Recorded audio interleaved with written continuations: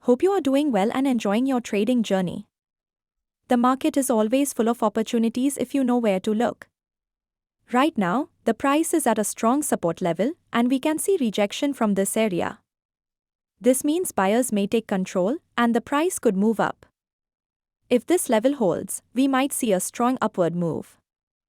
This is the kind of trade that smart traders wait for. Now, the most important part: where to enter, where to put stop loss, and where to take profit. These details are shared in our private group. If you want to trade on your own, that's fine. But knowing how to place stop loss and spot rejection candles will make your trades much safer. If you need accurate trade signals and expert help, contact us now on WhatsApp so I can add you to the group. Don't trade alone when help is available.